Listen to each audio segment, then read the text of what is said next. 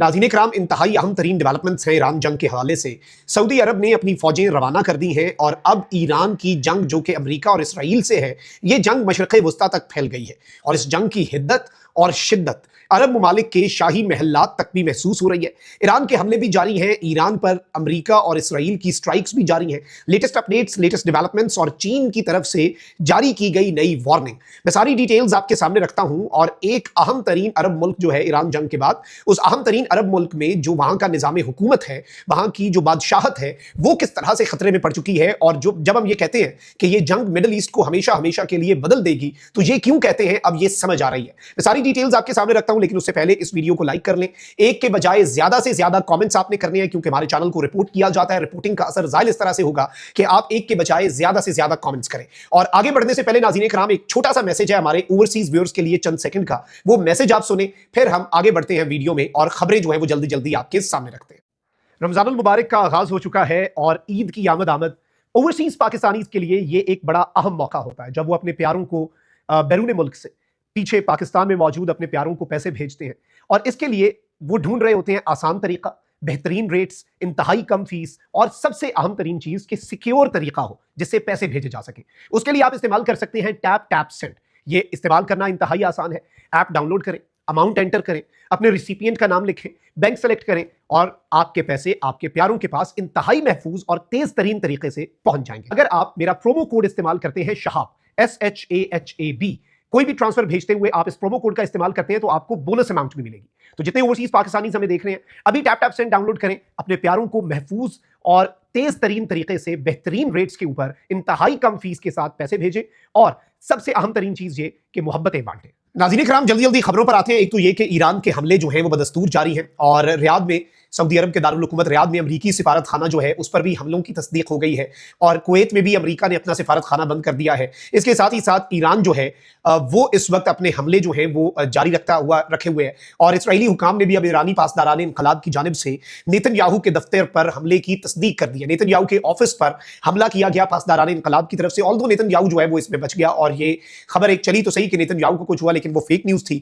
और फिर नेतन्याहू मंजर-ए-आम पर भी आया। लेकिन ईरान स्ट्रेटेजिकली अपने हमले जो है वो जारी रखे हुए है और ईरान के खलीजी ममालिक पर 450 मिसाइलों और 1000 से ज्यादा ड्रोन से हमले जो हैं वो अभी तक सामने आ चुके हैं और ये एक बहुत बड़ी तादाद है। ये अरब मुल्कों के अंदर ये सब कुछ हो रहा है और अरब ममालिक जो हैं उनके अंदर जो ये हमले हो रहे हैं, इनका जवाब क्या अरब ममालिक किस तरह से देते हैं, ये इंतहाई अहम होगा। क्योंकि अब ईरान के फॉरेन मिनिस्टर ने यह कह दिया है कि ईरान सिविलियन तनसेबात जो है अरब ममालिक की, उन पर हमले नहीं कर रहा, तेल की तनसेबात पर भी हमले नहीं कर रहा, हम सिर्फ अमेरिका को टारगेट कर रहे हैं। तो सवाल ये भी पैदा होता है कि भाई आखिर फिर कौन है जो इन ममालिक पर हमले कर रहा है और कौन ये चाहता है कि ये ममालिक ईरान के खिलाफ जंग के अंदर बाज़ाब्ता तौर पर शमूलियत इख्तियार करें। अब एक तरफ ईरान के ताबड़तोड़ हमले जो हैं वो जारी हैं, ईरान की तरफ से बहुत शदीद तरीन हमले, बहुत शदीद तरीन जो एक रिएक्शन है वो सामने आ रहा है। लेकिन वहीं दूसरी जानिब अमेरिका के और इसराइल के ईरान पर भी हमले जारी हैं और ईरान का एयर डिफेंस सिस्टम तो आपको पता है कि अगर वो फाल होता या कोई वर्ल्ड का top class air defence system होता और ईरानियन एयरफोर्स जो है वो इनकमिंग एयरक्राफ्ट जो है यूएस और इसराइल के, उन्हें बहुत सी चीजें जो है वो कर लेता और इंटरसेप्ट कर लेते, तो फिर शायद ना सुप्रीम लीडर पर हमले होते ना बाकी सब कुछ। ईरान अटैकिंग कैपेसिटी तो रखता है लेकिन डिफेंस जो है वो अमलन इस वक्त ईरान के पास नहीं है। अब अमेरिकी सेंटकॉम ने दावा किया कि अमेरिकी फौज के हमले में पासदारान इनकलाब गार्ड्स के कमांड एंड कंट्रोल फैसिलिटी को तबाह कर दिया गया है। सेंटकॉम के मुताबिक अमेरिकी फौज ने ईरानी दिफाई सलाहियतों, मिसाइल, ड्रोन लॉन्च साइट्स और मिलिट्री एयरफील्ड जो है उन्हें भी तबाह कर दिया है। लेकिन इसके साथ ही साथ अब ये जंग चूंकि रीजन पूरे में फैल चुकी है, पूरे खित्ते में इस जंग ने अपने पर फैला लिए हैं, तो अब लबनान की तंजीम जो है हिजबुल्लाह, उसने शुमाली इसराइल में वाक़ रमत डेविड एयर बेस जो है उस पर हमले का दावा कर दिया है और इसराइल के एयर बेस पर हिजबुल्लाह जो है वो भी चढ़ दौड़ा है, ड्रोन हमले कर रहा है। दीगर ग्रुप्स जो हैं वो भी इस वक्त सामने आ रहे हैं और बल्कि सेक्रेटरी जनरल ईरानी national security council Ali Larijani जो है उन्होंने कहा कि ईरान ने लंबी जंग की तैयारी कर रखी है, हम अपनी 6000 साला तहजीब का दिफा करेंगे। उन्होंने अपने एक बयान में कहा कि कीमत कुछ भी हो, दुश्मन को अंदाजे लगाने की गलती पर पछताना होगा। दुश्मन ने जो अंदाजे लगाए उस पर अब इन्हें पछताना होगा। ऑल्दो दूसरी तरफ से अमेरिकी वजीर खारजा जो है secretary of the state Marco Rubio, उन्होंने ये स्टेटमेंट दी है और उन्होंने मीडिया से गुफ्तगू करते हुए कहा कि ईरान में रिजीम चेंज मौजूदा अमेरिकी फौजी ऑपरेशन का बाज़ाब्ता हदफ तो नहीं, लेकिन अगर ईरानी अवाम खुद मौजूदा हुकूमत का तख्ता उलट दें तो अमेरिका उसे खुशाइन समझेगा, ताहम ये मौजूदा कार्रवाई के मकासद में शामिल नहीं। लेकिन इसके साथ मार्को रूबियो ने यह कहा कि ईरान पर जो असल हमने सख्त तरीन हमले करने हैं वो सख्त तरीन हमले होना अभी बाकी है, यानी we are yet to attack Iran with all our might. अभी हमने असल हमले तो करने हैं। अब आते हैं नाज़रीन इकराम असल तशवीशनाक खबर के ऊपर कि एक तरफ तो चले अभी अरब ममालिक जो है उन्होंने बराह रास्त ईरान पर जवाबी हमला जो है वो नहीं किया और इस सब के अंदर वो रिस्ट्रेंट का मुजाहरा मुजाहरा कर रहे हैं और ईरान जो है उसने भी कह दिया कि हमने अरामको की साइड को तो हिट ही नहीं किया। तो सवाल ये पैदा होता है कि सऊदी अरामको साइड को किसने हिट किया। लेकिन अब हो ये रहा है नाज़रीन इकराम के मुख्तलिफ ममालिक जो है अरब ममालिक, वहां पर इस वक्त तशवीशनाक सूरत हाल है। जाहिर बात है सिक्योरिटी के भी कंसर्न्स हैं, दीगर कंसर्न्स भी बड़े जेन्युइन कंसर्न्स होते हैं जो इस वक्त वहां पर चल रहे हैं। बहरीन इसी तर्ज का नाज़रीन इकराम एक मुल्क है जिसमें आपको पता है कि अमेरिका की जो 5th फ्लीट है बहरीन उसे होस्ट करता है और वहां पर उसका पूरा 5th फ्लीट के ऊपर ही पहला अटैक ईरान ने किया। और अब इस सबके अंदर बहरीन के जो लोग हैं वो निकलकर अपनी ही फोर्सेस के साथ क्लैशेस कर रहे हैं और बहरीन के अंदर इसे एक अपराइजिंग के तौर पर देखा जा रहा है।